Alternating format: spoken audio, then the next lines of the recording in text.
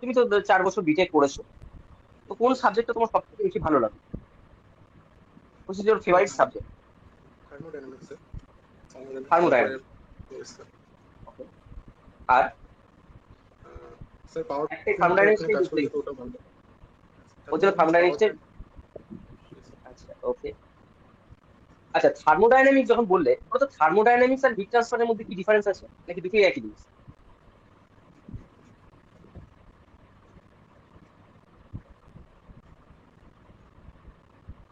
না স্যার, আমার মনে হয় স্যার যে হিট ট্রান্সফার সেটা থার্মোডাইনামিক্সেরই পার্ট একটা স্যার। তো থার্মোডাইনামিক্সে আমরা স্টাডি করি থার্মোডাইনামিক্স মানে কি করি স্টাডি? থার্মাল থার্মাল এনার্জি দিয়ে আমরা কি করে ওয়ার্ক অ্যাটেন্ড করতে পারবো, তো সেটার ব্যাপারে আমরা থার্মোডাইনামিক্স মানে দেখি বেশি। আর ওখানে হচ্ছে বেসিক্যালি হিট ট্রান্সফার মানে হচ্ছে কি করে, হিট ট্রান্সফারের মোড কি, কি কি মোডে হচ্ছে, আর কি কি বেটার হিট ট্রান্সফার কি করে হবে, ওই পার্টগুলো আমরা দেখছি। ঠিক হলো? মানে আমি যে উত্তরটা চাইলাম যে থার্মোডাইনামিক্স আর হিট ট্রান্সফার, সেটার উত্তরটা কি ঠিক এলো? তুমি নিজেই বলো। আর থার্মোডাইনামিক্স কি?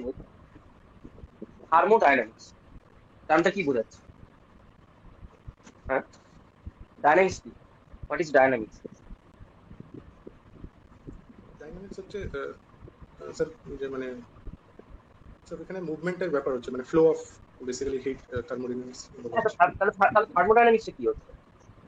থার্মোডাইনামিক্সে তোমাকে যেটা আমি জানতে চাইলাম সেটাও তো ক্লিয়ার তুমি করতে পারলে না, যে হোয়াট ইজ থার্মোডাইনামিক্স। তারপরে তো তুমি ডিফারেন্স বলবে যে হিট ট্রান্সফার এবং থার্মোডাইনামিক্স। থার্মোডাইনামিক্সে স্যার ঠিক জানি। এবার দেখো, তুমি যখন একটা জিনিস বলছো, তুমি যখন বললে যে থার্মোডাইনামিক্স আমার ফেভারিট সাবজেক্ট, তাহলে এই জায়গাটা তোমাকে প্রথমেই থার্মোডাইনামিক্স কি যদি না বলতে পারো, একটা কিন্তু প্রথমেই তোমার নেগেটিভ পয়েন্ট চলে যাবে। বোঝা গেল? সত্যি ইয়েস স্যার। কি বলতে ইয়েস চাইছি, যে তুমি একটু বললে যে থার্মোডাইনামিক্স হচ্ছে আমার ফেভারিট সাবজেক্ট, তাহলে এখানে যদি তুমি বেসিক জিনিসটা না বলতে পারো, তখন কিন্তু একটা তোমার নেগেটিভ পয়েন্ট। থার্মোডাইনামিক্সে কি হয় বেসিক্যালি, আমরা এনার্জি আর ওয়ার্ক, তাই না? আমরা আমাদের তো দুটো ফর্মে আমরা নিয়ে থাকি, তাই তো? Yes sir. সেটা কি ইকুইলিব্রিয়াম স্টেটে যখন থাকে, সেখানে কিভাবে কাজ হচ্ছে না হচ্ছে, সেইটার অ্যাকচুয়ালি বেসিক আমরা ধারণা নিই থার্মোডাইনামিক্স। ঠিক আছে, ইকুইলিব্রিয়াম স্টেটে এটা কিন্তু মাথায় রাখতে হবে, কারণ তোমরা বিভিন্ন রকম ইকুইলিব্রিয়াম পড়েছো, তার মধ্যে একটা ছিল থার্মাল ইকুইলিব্রিয়াম, তাই না? এবার হিট ট্রান্সফারে কি কোথাও দরকার পড়েছিল থার্মাল ইকুইলিব্রিয়ামের কনসেপ্টটা? হিট ট্রান্সফারে তুমি বললে যে বিভিন্ন মোড ছিল, যে কি কি মোড ছিল? স্যার কন্ডাকশন, কনভেকশন, রেডিয়েশন, এই মোডে। হ্যাঁ, তা ওখানে কি কোথাও থার্মালি ইকুইলিব্রিয়াম থাকার গল্প কি বলা ছিল, স্টেটটা? না। এইটা হচ্ছে মেন পয়েন্ট কিন্তু, যে থার্মোডাইনামিক্সে তুমি কি করছো, এনার্জি ওয়ার্কের যে রিলেশনশিপ যেটাই তুমি করছো, সেখানে কিন্তু ইকুইলিব্রিয়াম স্টেটে থাকার কন্ডিশন। কিন্তু হিট ট্রান্সফারে কিন্তু সেটা নেই। ঠিক আছে, মানে তোমার থার্মালি বা ইকুইলিব্রিয়াম স্টেটে থাকতেও পারে, নাও থাকতে পারে। ঠিক আছে, বেশ। আচ্ছা, এনথালপি বলতে কি বোঝো?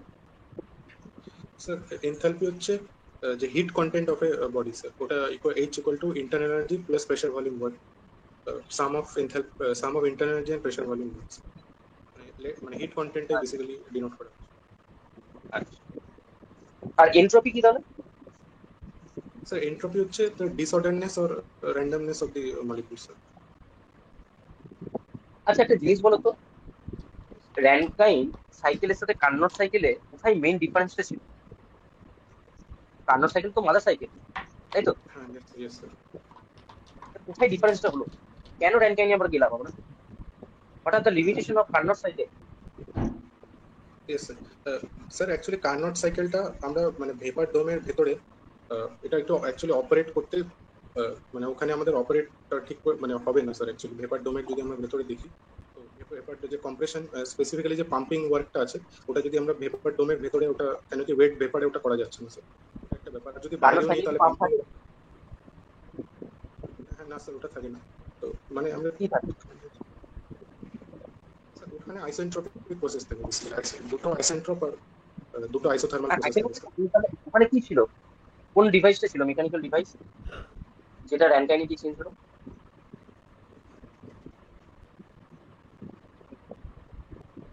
স্যার কম্প্রেসার ছিল বেসিক্যালি, কম্প্রেসার, কম্প্রেসার আইসেন্ট্রপিক। তাই তো? হ্যাঁ কম্প্রেসার। ইয়েস কম্প্রেসার কি ভ্যাপারকে হ্যান্ডেল করতে পারে না? স্যার, ভেপারকে হ্যান্ডেল করতে পারবে স্যার, কিন্তু ব্যাপারটা হয়ে গেছে যে আমরা ভেপার ডোমে,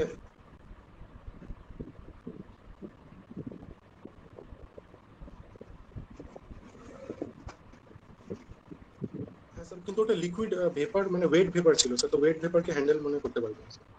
কম্প্রেসার তো করতে ওয়েট পারবে না? মানে, না স্যার, কম্প্রেসার তো বেসিক্যালি গ্যাসের জন্য। তাহলে এইটা একদম ডাইরেক্ট অ্যান্সার দেবে যে কম্প্রেসার বেসিক্যালি গ্যাসকে হ্যান্ডেল করতে পারে, কিন্তু ভ্যাপার বিভিন্ন স্টেটে থাকতে পারে, ওয়েট, ড্রাই, সুপারহিটেড। তো সবসময় যে সুপারহিটেড হবে তার তো কোনো মানে নেই। বিশেষ করে তুমি যখন কন্ডেন্সারের পরে যেটা আসবে সেটা কি আসবে, সেটা বেসিক্যালি ওয়েট ফর্মে, একেবারে লিকুইডের ফর্মে থাকবে। সেটা কি করে হ্যান্ডেল করবে কম্প্রেসার? কিন্তু পাম্প করতে পারবে, তার জন্য র্যাঙ্কাই নেই। এই পয়েন্টগুলো মাথায় রাখবে, কারণ যখন তোমাকে ডিফারেন্সটা জানতে চাইবে তখন এইটাই হবে মেন পয়েন্ট। তারপরে তো বাদ দাও যা আছে আছে। আচ্ছা, তুমি একটা জিনিস বলো তো, স্ট্রেংথ আর স্ট্রেসের মধ্যে কি ডিফারেন্স? স্ট্রেস আর স্ট্রেংথ আমরা কিন্তু বারবার গুলিয়ে ফেলি।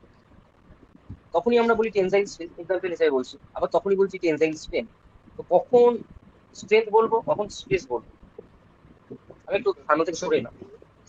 হ্যাঁ স্যার, স্ট্রেসটা হচ্ছে যে internal resistive force induced in a body, internal resistive force per unit area induced in a body sir, external forces apply. তো স্ট্রেংথটা হচ্ছে maximum value of stress after which the failure take place. তো basically sir, strength হচ্ছে একটা property একটা body, তো stress একটা property. Stress variable হতে পারে, কিন্তু স্ট্রেংথ স্যার ফিক্স থাকে, নির্দিষ্ট ঠিক। প্রপার্টি। আচ্ছা, এবার একটা জিনিস বলো, স্ট্রেস আর strain which occurs first, sir, কোনটা স্ট্রেন আগে ফার্স্টে আসবে? অফার করবে, স্ট্রেন ফার্স্টে অফার করবে স্যার, তারপরে স্ট্রেস আসবে কেন? স্যার। স্যার, ফার্স্টে মানে ডিফরমেশন হবে, মানে ফার্স্টে ডিফরমেশন হবে, তারপরে ওটার প্রতি রেজিস্ট্যান্স, যখন রেজিস্ট্যান্স ডেভেলপ হবে স্যার, মানে ডিফরমেশনটা আগে হওয়ার চেষ্টা, মানে ডিফরমেশন হবে, তারকে ডিফরমেশনটা যাতে না হয় তার জন্য রেজিস্টিভ ফোর্স ইন্ডিউস হবে মলিকুলস গুলোর মধ্যে। ঠিক। আচ্ছা বলো তো, একটা গাড়িতে গিয়ার বক্সের ফাংশনটা কি? What is the function of gear box? Sir, gear বক্সের মেইন ফাংশন হচ্ছে ভেলোসিটি রেশিওকে চেঞ্জ করা স্যার। আমরা যে যতটা মানে ভেলোসিটি, এরকম স্যার, মোটরের একটা স্পিড থাকে, আর যে অরিজিনাল যে আমরা ডিভাইস যেটা চালাচ্ছি সেটা হয়তো আরো কম স্পিড দরকার, তো সেই গিয়ার রিডাকশন, যেটা ভেলোসিটি রিডাকশন, ওটা আমরা গিয়ার বক্সের মাধ্যমে basically করি। মানে বেসিক্যালি ডিফারেন্ট স্পিড পেতে চাই। Yes, sir. ঠিক আছে। আচ্ছা, লেদ কি মেশিন না machine tool? Machine tool sir. কেন মেশিন টুল, কেন মেশিন নয় কেন? স্যার, মেশিন হচ্ছে wide variety of purposes. Machine হচ্ছে একটা বেসিক্যালি মেকানিজম, যেটা সাহায্যে সে অনেক রকম স্পেসিফিক আউটপুট দিতে পারে, স্পেসিফাইড, যেরকম লিফটিং স্যার, সেটা একটা মেশিন। কিন্তু মেশিন টুল হচ্ছে যেখানে স্পেশাল টাইপ অফ মেশিন, যেটা হচ্ছে বেসিক্যালি কাটিং পারপাসের জন্য, কাটিং, যেখানে টুল থাকবে আর সে চিপের ফর্মে মেটালকে রিমুভ করবে স্যার। তো সেই জিনিসটা আছে, কিন্তু সেটা ওখানে নাও হতে পারে। মেশিন একটা বড় ক্যাটাগরি স্যার, তার মধ্যে মেশিন টুল পড়ছে।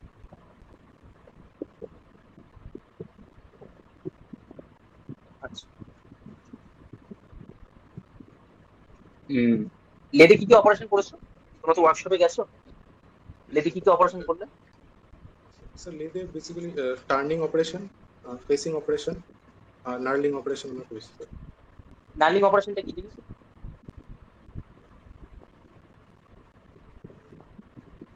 হ্যাঁ স্যার, আমরা কোনো মানে জবে স্যার, সিলিন্ড্রিক্যাল জবে আমরা ডায়মন্ড প্যাটার্ন দেওয়ার চেষ্টা যখন করি স্যার, তো ওটা ডায়মন্ড প্যাটার্ন কেন দিই, কেন সেটা না। ডায়মন্ড প্যাটার্নটা কি লাভ হচ্ছে?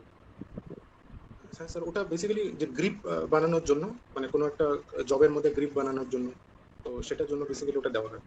তো যেরকম এটা আগে বলি, থিম্বলে হ্যাঁ, আছে স্যার, হ্যাঁ, কোনো একটা গেজের এটা আগে মধ্যে বলি যে কি পারপাসে দিচ্ছ এবং কি প্যাটার্নে দিচ্ছ। প্যাটার্নটা বলছো ঠিক আছে, পারপাসটা বলছো নার্লিং কেন করা। আচ্ছা, ইঞ্জিনে ক্যামস্যাপ কেন থাকবে? What is the function of camshaft in engine? Sir, basically ভালভকে অপারেট দিয়ে, আমাদের ইনলেট আউটলেট ভালভ, এগুলোকে সঠিক টাইমে অপারেট করার জন্য আমরা ক্যাম অপারেট করে করি। Okay, so what is the function of crankshaft in engine?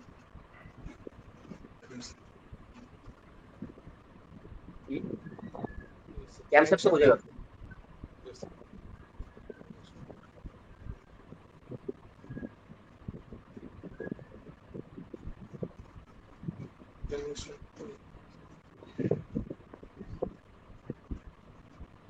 হ্যাঁ স্যার, ক্র্যাঙ্কশ্যাফটের জন্য আমরা যে ট্র্যাকশন এফার্টটা মানে পাচ্ছি, যে আমাদের যে গাড়ির যে ট্র্যাকশন হচ্ছে, তো সেটা বেসিক্যালি ক্র্যাঙ্কশ্যাফটের মাধ্যমে হচ্ছে। গাড়িটা যে চলছে এগোচ্ছে আগে, তো সেটা ক্র্যাঙ্কশ্যাফটই তার পাওয়ারটা জেনারেট করছে স্যার।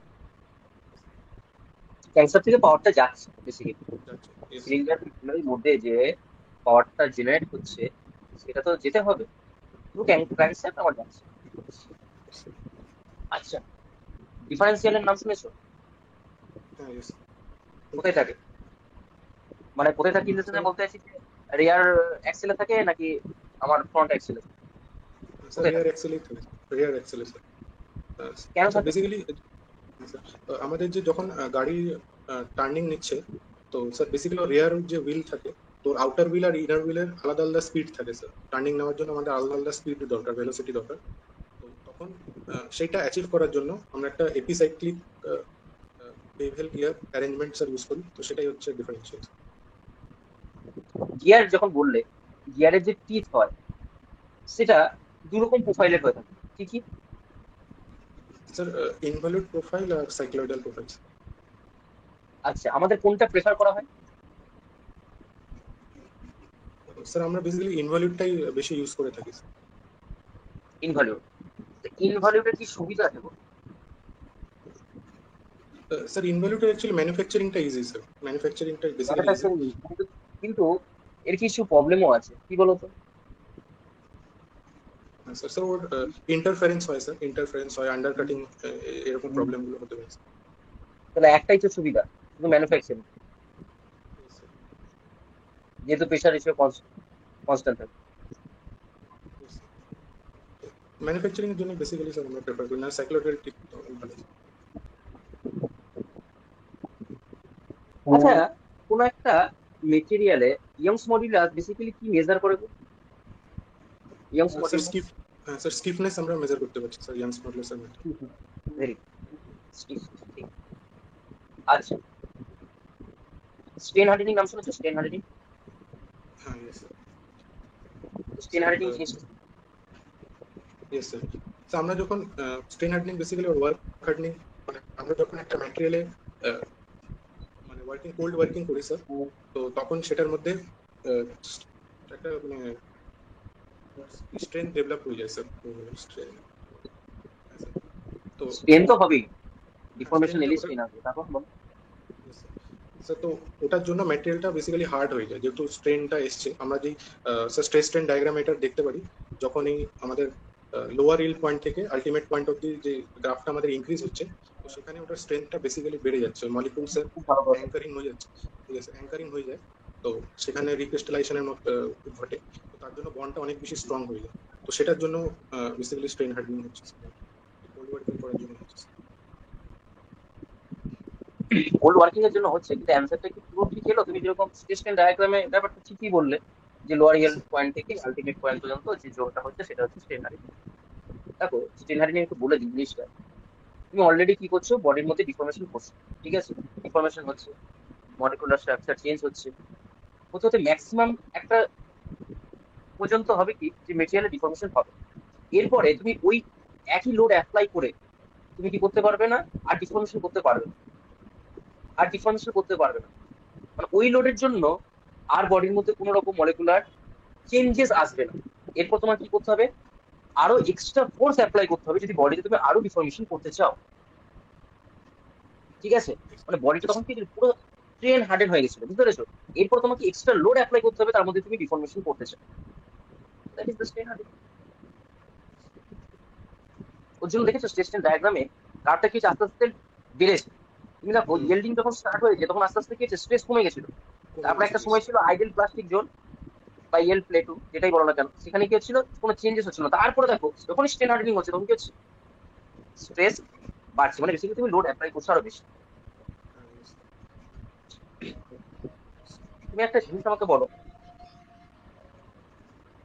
এই যে টারবাইন, টারবাইন আর পাম্পের মধ্যে কি ডিফারেন্স আছে? জানি না তো আমি। কনস্ট্রাকশনাল ডিফারেন্স, বেসিক কি ডিফারেন্স আছে? আচ্ছা, যেতে হবে পাওয়ার নাকি? প্ল্যান্টে তো লাগে, দুটোই লাগে। হ্যাঁ আমাকে তো কিছু বলেনি কেউ।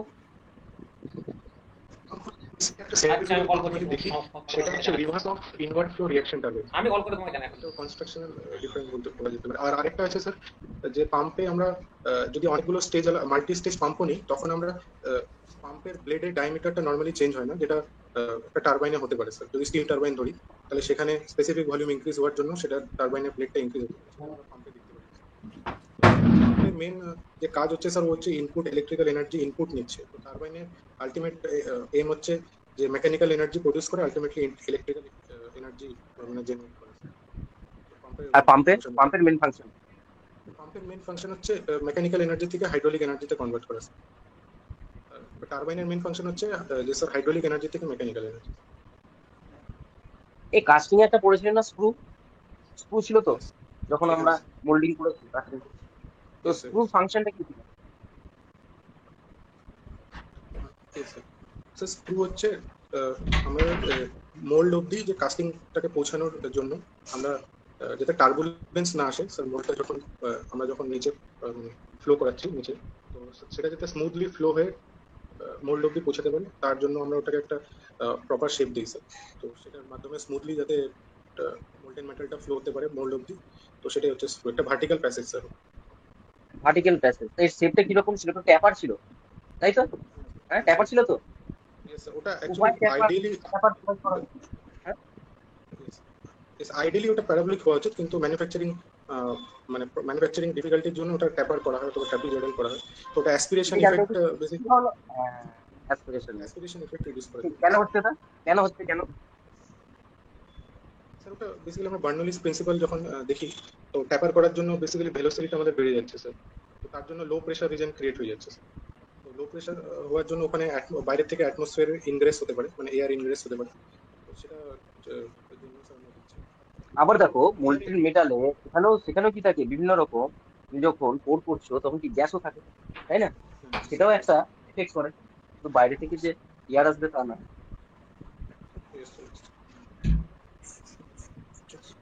अच्छा अच्छा आंटी कॉल किया था इसलिए। যাক, তুমি মোটামুটি আমি যা দেখলাম টেকনিক্যাল মোটামুটি ঠিকঠাকই আছে। দেখো, প্রশ্ন তো অনেক কিছুই হয়, ठीक ঠিক है আছে, ठीक है আরো অনেক প্রশ্ন। ठीक है मैं सम्राट को মোটামুটি আমি बोलता সব हूँ। জায়গা ठीक है থেকে देखते हैं। একটা দুটো করে করলাম। তো যেটা দেখলাম, তুমি ফার্স্টেই থার্মোডাইনামিক্স বললে, কিন্তু থার্মোডাইনামিক্স আর হিট ট্রান্সফারের বেসিক ডিফারেন্সটা বলতে পারো না। এটা কিন্তু একটা নেগেটিভ পয়েন্ট, এটা একটু ফার্স্টে দেখে রাখবে। কারণ হিট ট্রান্সফার আর থার্মোডাইনামিক্স এটা একটা পার্ট, মানে হিট ট্রান্সফার তো থার্মোডাইনামিক্সের একটা পার্ট, ঠিক আছে?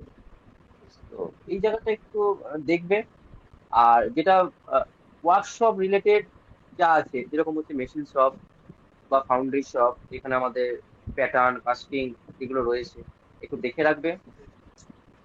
আর যেটা হচ্ছে থার্মোডাইনামিক্স এর যে লটা গুলো আছে একটু দেখবে, সেখান থেকে কিছু প্রপার্টিস পাবে।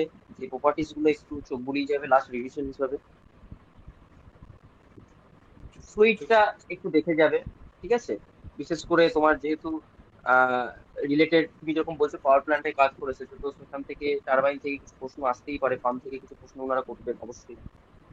বা তুমি যদি পিএইচি তে যাও, ইরিগেশন যেখানেই যাও না কেন, সেখানে তো একটা পাম্পের কাজ তো থাকবেই। তো এটা একটু দেখবে। হুম, ওভারঅল একটু চোখ বুলিয়ে যাবে। আর তুমি যেহেতু বারবার করে বলছি থার্মোডাইনামিক্সটাকে তোমার ফেভারিট সাবজেক্ট হিসাবে ওখানে রিপ্রেজেন্ট করবে, তাই ওই সাবজেক্টের ওপর কোনো রকম খামতি নিজের মধ্যে রাখবে না, ঠিক আছে? মানে যতটা পারবে যেন সঠিক এবং ক্লিন অ্যান্সার হয়। মানে ঘুরিয়ে ফিরিয়ে বেশি অ্যান্সার করবে না, একদম টু দা পয়েন্ট অ্যান্সার দেবে। এবং যেটা ওটার বেসিক যদি পারপাস হয় সেটাকে আগে রিপ্রেজেন্ট করবে, ঠিক আছে? আহ, যেরকম আমি তোমাকে একটা প্রশ্ন লাস্ট করি, যে এটাতেই শেষ করব। যে আমরা হাফ নাট মেকানিজম লেদে দেখেছি, ঠিক আছে? তো হাফ নাট মেকানিজমটা কেন ইউজ করা হচ্ছে, কি পারপাস ইউজ করা হচ্ছে? ওটা বেসিক্যালি থ্রেড কাটিং জন্য আমরা ইউজ করছি স্যার। থ্রেড কাটিং এর সময় হাফ নাট যদি মেকানিজম ইউজ না করতাম তাহলে কি থ্রেড কাটতে পারতাম না? পারা যেত স্যার। বেসিক্যালি আমরা যে স্ক্রু রড আছে যে স্যার ওখানে, তো থ্রেড কাটিং ওটার সাথে লক করার জন্য হাফ নাটটা ইউজ করা হচ্ছে। ওটা কি স্ক্রু রড? নামটা একটু ভুল বলছি। ওটা হচ্ছে ফিড রড, দেখে নেবো, ঠিক আছে? আচ্ছা, থ্রেড কাটিং এর সময় কি অটোমেটিক ফিট থাকে না ম্যানুয়ালি ফিট দেওয়া হয়? অটোমেটিক ফিট থাকে, অটোমেটিক। Automatic fit. তাহলে যখন অটোমেটিক ফিটের কথাই এলো, অটোমেটিক ফিট আমরা কিভাবে দিয়ে থাকি, কোন মেকানিজমের মাধ্যমে? লেদে স্যার ওটা টাম্বলার গিয়ার মেকানিজম লাগে স্যার, টাম্বলার টামলার গিয়ারে বাবা ডাইরেকশন দেওয়া হয়, ডাইরেকশন। ডাইরেকশনটা apron automatic mechanism, fit apron. উপর থেকে লেদ, হ্যাঁ অ্যাপ্রন মেকানিজম। এই যে এই জায়গাগুলো তুমি একটু ভুল করে ফেলো, ওখানে তো তোমার দেখো রেকটিফাই করার কেউ থাকবে না। তোমাকে কি কোশ্চেন করেছে সেটা ভালো করে শুনবে, যে অটোমেটিক ফিট কোন মেকানিজমে, তখন তোমাকে বলতে হবে যে অ্যাপ্রন মেকানিজম। তুমি যদি টামলার বলে ফেলো তাহলে এখানে ভুল একটা হয়ে যাচ্ছে। ঠিক আছে, টামলারে তো ঠিক আছে, যে অটোমেটিক ফিটের ডাইরেকশনটা কিরকম হবে, তাই না? এইগুলো একটু করে দেখে নেবে, আর যেটা উত্তর দেবে কনফিডেন্সের সাথে দেবে, এবং বেশি টাইম নেবে না ভাবতে। যতটা অল্পের মধ্যে দিয়ে ক্লিয়ার বোঝানো যায় সেই রকম উত্তর দেবে, পুরি বেশি লম্বা করবে না অযথা। ঠিক আছে, আর এইগুলো গেল টেকনিক্যাল। আর নন টেকনিক্যালটা যেটা বললাম বা বাকি স্যাররা বলেছেন, হ্যাঁ ইন্দ্রনীল স্যার বা সৌরভ স্যার অলরেডি বলে দিয়েছে, ওইগুলো একটুখানি দেখবে। আর ইন্ট্রোডাকশনটা একটু বেটার করবে। ঠিক আছে বুঝলি? ঠিক আছে, তাহলে প্রীতম স্যার এবার আপনাদের থ্যাংক মধ্যে ইউ থেকে Subhajit sir for your valuable feedback and guidance. তো শুভদীপ, তোমাকে যেরকম সৌরভ স্যার এবং শুভজিৎ স্যার আজকে তোমাকে যে সমস্ত ফিডব্যাকগুলো দিল, আশা করি সেগুলো তুমি মাথায় রাখবে এবং from starting from your HR session to the technical session, যে অ্যাকিউরেসি এবং যে জিনিসগুলো তোমায় মেনটেন করতে হবে আশা করি তুমি বুঝেছো। এবং ডিফারেন্ট ডিফারেন্ট সেশনে আমরা ভ্যারাইটি ফিল্ড থেকে কোশ্চেন করার তোমায় চেষ্টা করেছি, সমস্ত ফিল্ড কভার করার চেষ্টা করেছি। তো আজকে তাও আমি তোমাকে লাস্ট সেশনে দু একটা জাস্ট কোশ্চেন করবো, যেহেতু ডিফারেন্ট ডিফারেন্ট কোশ্চেন তোমায় ভ্যারাইটি ফিল্ড থেকে করেইছি। তো কোশ্চেন করে এবং ফিডব্যাক দিয়ে এখানেই আমরা আজকে সেশন শেষ করব। ওকে, তো শুভদীপ বলো তো, what is the basic assumption in strength of material? Strength of material subject পড়ি, সেই সাবজেক্টের শুরুতেই আমরা কি অ্যাজাম্পশন গুলো নিয়ে তারপর স্ট্রেংথ অফ মেটেরিয়ালের বিভিন্ন ক্যালকুলেশন এবং স্ট্রেংথ অফ মেটেরিয়াল সাবজেক্টটা শুরু করি। Yes sir. স্যার ম্যাটেরিয়ালটাকে হোমোজিনিয়াস হতে হবে স্যার, আর হোমোজিনিয়াস আইসোট্রপিক হতে হবে স্যার, ইস আইসোট্রপিক হতে হবে। আর সেম ইলাস্টিক প্রপার্টিজ থাকতে হবে স্যার ওর মধ্যে। এটা আছে। মেটেরিয়ালটা কন্টিনিউয়াস হতে হবে নাকি ডিসকন্টিনিউয়াস হলেও চলবে? ওকে, ঠিক আছে। আচ্ছা, তো তুমি বলো আর কিছু যদি বলতে চাও তো। কন্টিনিউয়াসলি নিতে হবে স্যার ওটা বেশি। হুম, তো আচ্ছা তুমি বলো তো, স্ট্রেংথ অফ মেটেরিয়ালে আমরা তো শিয়ার ফোর্স এত ফোর্স পড়ি, এত রকমের ফোর্স পড়ি, শিয়ার ফোর্স, অ্যাক্সিয়াল ফোর্স, আরো বিভিন্ন রকমের, সেগুলোরই আরো ইসেন্ট্রিসিটি থেকে ইসেন্ট্রিক ফোর্স, বিভিন্ন ফোর্স। তো তুমি বলো তো শিয়ার ফোর্স আর অ্যাক্সিয়াল ফোর্স দুটোর basic difference.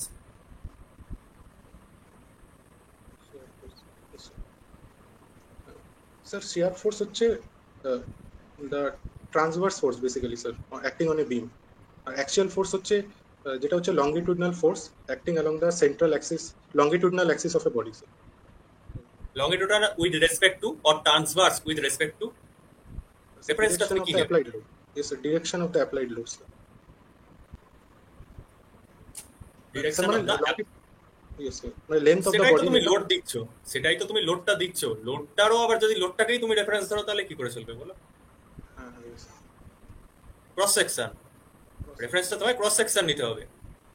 Perpendicular to the cross section is axial force and parallel to the cross section is shear force. Okay, Yes. তো ঠিক আছে। আচ্ছা, তোমাকে আমি মেটেরিয়াল সম্বন্ধে পড়তে বলেছিলাম কিছু, আশা করি তুমি পড়েছো। তো what is isotropic, what is basic difference between isotropic and orthotropic material? হ্যাঁ স্যার, আইসোট্রপিকে আমাদের যে ইলাস্টিক প্রপার্টিজ গুলো আছে স্যার ওটা সব ডাইরেকশনে সেম থাকে স্যার আইসোট্রপিকে। হুম, আর অর্থো টপিক যেটা স্যার ওটা শুধু অর্থোগোনাল ডিরেকশন ছাড়া বাকি সব ডিরেকশনে সেম থাকে। পারপেন্ডিকুলার যে অর্থোগোনাল ডিরেকশনস গুলো আছে ওটা ছাড়া বাকি সব ডিরেকশনে সেম থাকে। আচ্ছা, মানে ধরো আমি মেটেরিয়ালটা এক্স অ্যাক্সিস বরাবর দুই, ধরো 2 পয়েন্টে, ডাইমেনশনালি আমি বলছি 2 পয়েন্ট কোনো এক্স অ্যাক্সিস বরাবর একই অ্যাক্সিসে, পয়েন্ট 2 তে আর পয়েন্ট 8 এ, তাহলে মেটেরিয়ালটার প্রপার্টি কি হবে? চেঞ্জ হবে না একই থাকবে? ডেফিনেশন থেকে বলো, যে ডেফিনেশন বলো। স্যার পয়েন্ট টুটা বলতে বেসিক্যালি একই একই একই ডাইরেকশনে বা একই প্লেনে অ্যাক্সিসে, একই অ্যাক্সিসে, যেটা তুমি ডেফিনেশন বললে সেই ডেফিনেশন থেকেই বলো ভেবে। এই তো তুমি বললে 3 মিউচুয়ালি পারপেন্ডিকুলার অ্যাক্সিসে ডিফারেন্ট ডিফারেন্ট প্রপার্টি হবে, কিন্তু সেই পার্টিকুলার অ্যাক্সিসে প্রপার্টি সেম থাকবে। এগুলো ক্ল্যারিটি রাখতে হবে না তোমাকে। তো আচ্ছা, আমরা স্ট্রেংথ অফ ম্যাটেরিয়াল আর ডিজাইনের একটা কানেকশন পাই, যেখানে আমরা যখন স্ট্রেংথ অফ ম্যাটেরিয়াল বিভিন্ন স্ট্রেংথ অফ ম্যাটেরিয়াল ইকুয়েশনকে আমরা ডিজাইনে যখন কনভার্ট করি, আমরা দুটো ক্রাইটেরিয়া পাই এখানে, যে দুটো ক্রাইটেরিয়ার বেসিসে আমরা কোনো মেটেরিয়াল ডিজাইন করি। সে ক্রাইটেরিয়া দুটো কি কি বলতে পারো?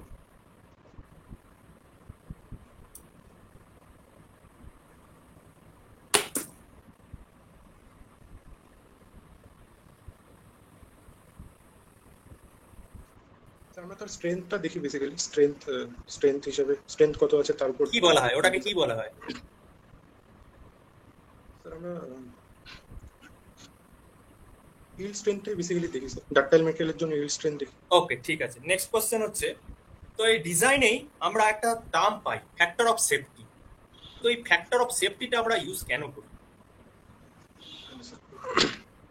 স্যার যাতে অ্যাকচুয়ালি ইল্ড যে পয়েন্টটা নিচ্ছি আমরা, স্যার যে স্ট্রেংথের পয়েন্টটা নিচ্ছি, তারপরে ফেলিওর স্টার্ট হয়ে যাচ্ছে, তো সেটা যাতে না হয় তার অনেক আগেই আমরা যে অ্যাপ্লাইড লোডটা যেটা মানে সেটা যাতে কত হয়, কতটা তার থেকে একটু কম রাখতে হবে, সেই জন্য আমরা ফ্যাক্টর অফ সেফটি দিয়ে সেটা মানে সেফটি বের করে সেটা ডিটারমাইন করা হয় স্যার, অ্যাপ্লাইড লোড কতটা হতে পারে।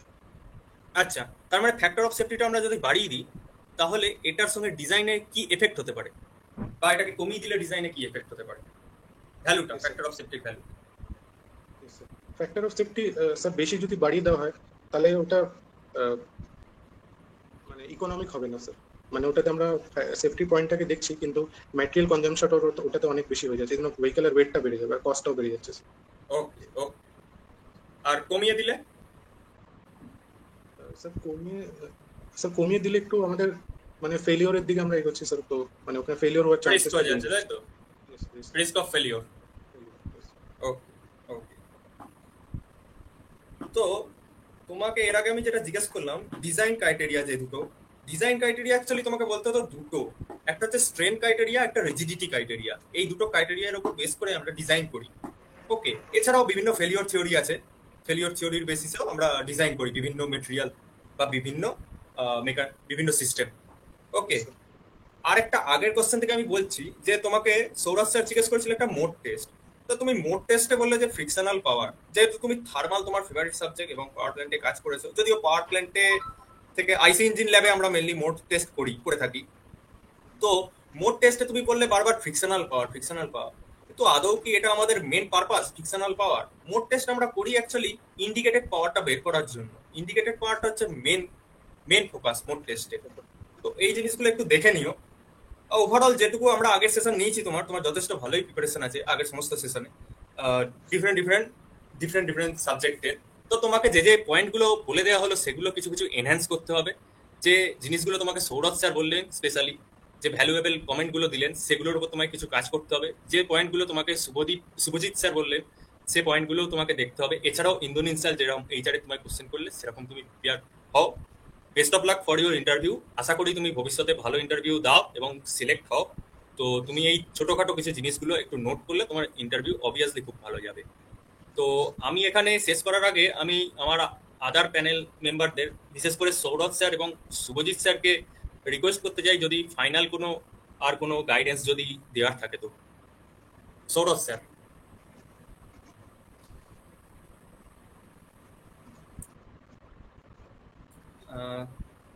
ওকে, ঠিক আছে। হ্যাঁ হ্যাঁ প্লিজ।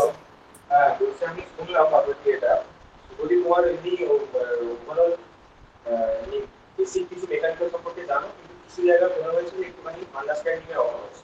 হয়তো তুমি ফ্যাকচুয়াল জানো, ফ্যাক্টটা জানো, এটা মানে এটা হয়, এটা মানে এটা হয়, তো পিছনের ব্যাকগ্রাউন্ড ফান্ডামেন্টালটা বা ফান্ডাটা কিছু জায়গায় মনে হয়েছে যে একটু বেশি আছে। ওটা দিয়ে ক্লিক করেন, তুমি ওটা সবই জানো বা ভেতরে ঢুকে পড়েছিল আমাদের শুধুই ওই কোশ্চেন অ্যান্সার করতে পারবেন বা ফ্যাক্টের তো শেষ নেই, অসংখ্য ফ্যাক্ট আছে। তো ভেতরে যেমন তোমাকে জিজ্ঞেস করা ছিল এটা কেন হয়, সেটা যদি একটা দুটো তুমি খুব ভালো লজিক্যাল বা দিতে পারো, সেটা হলে খুব ক্যাচি লাগবে, এটা একটা ব্যাপার।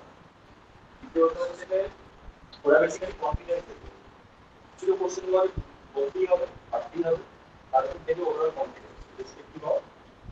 আর কনফিডেন্স তোমাকে কনফিডেন্টলি এবং স্মার্টলি তৈরি করতে হবে, এত সময় থাকবে না, হার্ডলি 10 থেকে 15 মিনিটের মধ্যেই ওরা আমার অনেক অনেক ক্যান্ডিডেট আছে, তোমাকে স্মার্টলি শো করতে হবে এবং কনফিডেন্ট দেখাতে হবে, কনফিডেন্ট কোর্স এটার জন্য না, কোর্সের জন্য আমি কনফিডেন্ট কাজগুলো কাজগুলো তোমাকে জেনে নিতে বলা হচ্ছে, মোটামুটি একটা জেনে নিতে এক্স্যাক্টলি কাজ করতে, এবং সেই কাজটা নিয়ে তুমি নিজেকে ভাবলে যে আমি এগুলো করতে পারবো, তবে কাজগুলো করার জন্য এই জিনিসগুলো জানা দরকার, সেগুলো মোটামুটি আমি রাখি করতে পারবো, তাহলে তোমার একটা কনফিডেন্স বিল্ড করবে। আর যেগুলো বিভিন্ন জায়গাগুলো অন্যান্য সেখানে কাজগুলো কাজ করে সেগুলো সেই আর কি বলা। আর তোমার কি তোমার কি কোনো কোটা আছে না, যেখানে এসসি এসটি ওবিসি করতে হবে? জেনারেলি এমনি।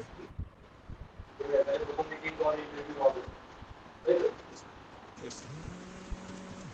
এটা একটা ভালোই জিনিস, ইন্টারভিউ বলে কি বিভিন্ন রকম কোশ্চেন করতে করতে অনেক এগিয়ে যায়, আর অনেক কিছু ইন্টারভিউ করতে করতে হয়। তো ওরাও ফ্রেন্ড থাকে, যারা ধরো 7 দিন 10 দিন করে ইন্টারভিউ করছে, ওরা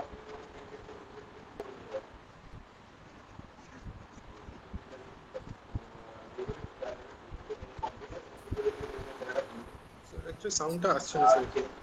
সৌরভ স্যার অ্যাকচুয়ালি তোমার সাউন্ডটা কেটে কেটে যাচ্ছে। ওকে, ঠিক আছে। আশা করি সৌরভ স্যার যেগুলো, হ্যাঁ ঠিক আছে, ওকে। ওকে, আশা করি যে পয়েন্টগুলো সৌরভ স্যার বললেন সেগুলো তুমি মাথায় রাখবে। আমি এবার বলবো শুভজিৎ স্যার যদি সংক্ষেপে কিছু বলতে চান তো। হ্যাঁ, যেটা বলার দেখো, সেটা হচ্ছে ইন্টারভিউ যখন যাবে, ঠিক আছে, তো প্রপার ড্রেস আপ তো করবি, এটা তো তোমরা অলরেডি করে থাকো। তো ওরা কিন্তু বেসিক্যালি চেক করে তোমার পার্সোনালিটি, সেই দিকটা একটু খেয়াল রাখবে যেন তোমাকে দেখে কোনো রকম একটা ভীত ভাব যেন না লাগে, ঠিক আছে, একটা কনফিডেন্ট, তুমি একটা চাকরি যেটাতে করতে যাচ্ছ চাইছো, এক্সপ্রেশনে যেন সেরকম ফুটে ওঠে যে হ্যাঁ আমি এটা করব, করতে পারবো, ঠিক আছে। আর টাইম বেশি পাবে না, যেটা সৌরভ স্যারও বললেন যে টাইম বেশি পাবে না, ঠিক আছে, কারণ অনেক ছেলেই তোমাদের ক্যান্ডিডেটকে ওরা দেখেছেন, তো হার্ডলি হয়তো 10 মিনিট টাইম পাবে, তো তুমি চেষ্টা করবে সেই 10 মিনিটে তুমি কিছু একটা, যেটাই তুমি বলবে কনফিডেন্সের সাথে কি বলবে, এটা তুমি আশা করি আজকে ডিসকাশন থেকে জেনেই গেছো। চেষ্টা করবে টু দা পয়েন্ট অ্যান্সার দিতে, কারেক্ট অ্যান্সার দিতে, ঠিক আছে। যে বেশি লেন্দি করে দিলাম, যে প্যানেলে যারা আছে তারা একটু বোরিং এ হয়ে গেল বা বিরক্ত হয়ে গেল, সেরকম যেন না হয়। আর একটু নিজের মানে সবসময় একদম সিরিয়াস ভাবে যে থাকবে তা না, একটু হাসি মুখে রাখবে, ঠিক আছে, মানে অত্যাধিক নয়, মানে একটু আর কি যেন থাকে, ঠিক আছে। এবার যখন ওনারা যেরকম বলবেন সেই মতো বসবে, আগে আগে গিয়ে যে চেয়ারে বসে পড়বে সেটা করবে না, ঠিক আছে। আর যেটা হচ্ছে হয়ে গেলে ওনাদেরকে থ্যাংক ইউ বলে বেরিয়ে আসবে, এটা তো পরই। কোনো জিনিস যদি বুঝতে না পারো তাহলে বলবে যে স্যার আমার এটা জানা নেই, ঠিক আছে, বা বুঝতে পারছি না, আরেকবার যদি কোশ্চেনটা করা যেত। তো এরকম মানে আর কি, যেটাই বলবে একটু বেশ আহ, মানে পোলাইটলি বলবে আর কি, ঠিক আছে, যেন কোনো রকম ভাবে না ইয়ে হয় যে একটা রূঢ়তার সাথে তুমি বলছো, একটু যেন ওনাদের কাছে এটা না মনে হয়। Yes. আর যদি ওনারা বলে যে না এটা ঠিক উত্তর হলো না, এটা হলো না, আর্গুমেন্টে যাবে না কোনোভাবেই, ঠিক আছে। যদি না হয় যে স্যার আমার এটাই জানার ছিল, ঠিক আছে আমি এটা একবার দেখে নেবো, এইরকম মানে, যে না স্যার আমি এটাই জানি, এটাই তো ছিল বইয়ে, বা এটাই তো আমি নোটে ছিল, বা আমি এটাই তো স্যার জানতাম, না এটা এটাই হয়, মানে আর্গুমেন্টে যাবে না, তুমি কনফিডেন্স সাথে বললে ওনারা মানলেন না, ঠিক আছে, তুমি সেখান থেকে বেরিয়ে আসো, ঠিক আছে, পোলাইটলি বেরিয়ে আসার চেষ্টা করো। আর যেটা হচ্ছে তোমার এলাকা সম্পর্কে একটু জেনে যাবে, ঠিক আছে, বারবার করে বলছি কারণ ওনারা কিন্তু কিছু প্রশ্ন করবেই, ঠিক আছে, যে সেখানে উম, কি আছে, যেরকম বলছি আমি বলছি যে ওখানে কোনো নদী যদি থাকে স্পেশালি কিছু, ঠিক আছে, বা ওটা ওখানে যদি কোনো স্পেশাল কিছু বিখ্যাত একটু কার্যকলাপ হয়ে থাকে, ঠিক আছে, বা কিছু হয়, তো সেই জিনিসগুলো একটু যদি তুমি না জানো, বা সেখানে মেন রোড কি আছে, এনএইচ কত, ঠিক আছে, এই জিনিসগুলো একটু দেখে যাবে। ওখানে এখন বর্তমানে এমএলএ কে আছে, এমপি কে আছে, ঠিক আছে, একটু জেনে গেলে কি হবে, ওনারা যদি প্রশ্ন করে তুমি বোকা বলে থাকবে না, তাই না? হুম, ওনারা তখন তোমাকে প্রথমেই বলবে যে তার তুমি নিজের এলাকা সম্পর্কে জানো না। তো এইটা যেন কোনো মতে আর কি ওনাদের কাছে প্রকাশ না পায়, yes, sir. এই জন্য একটু দেখে যাবে। আর আহ, বর্তমানে এই যে যেরকম অলিম্পিক হচ্ছে, ঠিক আছে, কোথায় হচ্ছে, ইন্ডিয়া কিরকম কি, কারণ এরপর অনেক রকম তোমার হচ্ছে মেডেল পাবে, সেটাও একটু দেখে যাবে যে কিরকম স্পেশাল যদি কিছু অ্যাচিভ করে ইন্ডিয়া এক্ষেত্রে।